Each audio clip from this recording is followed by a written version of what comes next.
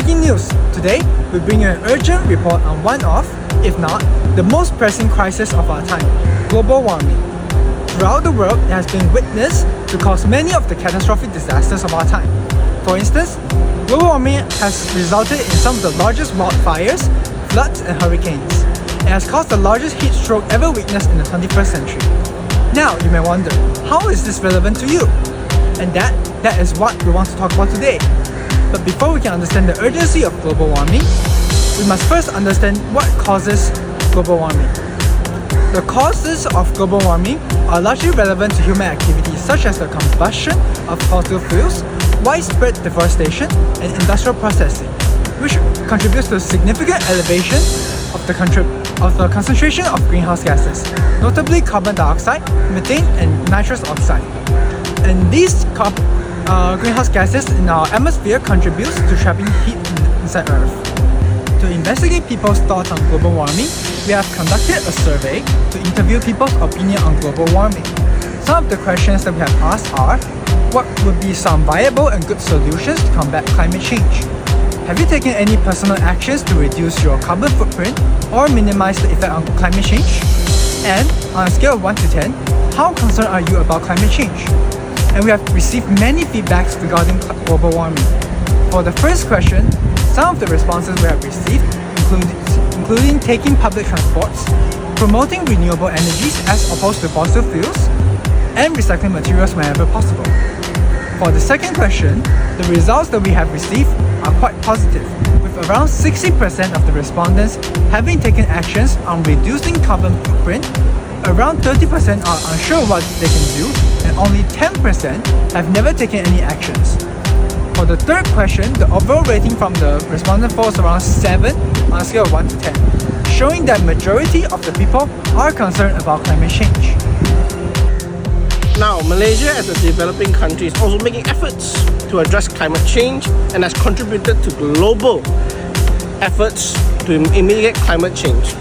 The Malaysian government has set emission reduction targets and implemented a series of policies and measures to achieve those goals.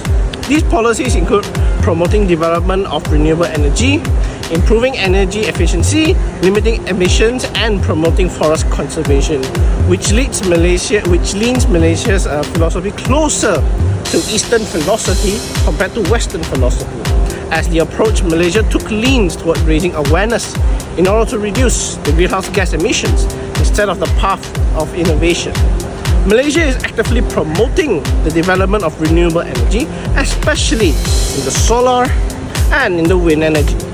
The country has formulated a series of policies and plans to increase the proportions of renewable energy in the energy supply and reduce reliance on fossil fuels. On Malaysian roads, an increasing number of new energy vehicles such as Tesla and hybrid BMW models can be seen. Especially noteworthy is the presence of rows of electric vehicles, charging stations in residential parking lots.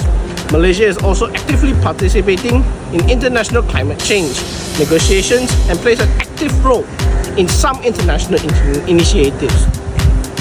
Malaysia also supports international climate change agreements such as the Paris Agreement and cooperates with other countries in regional and international cooperation projects.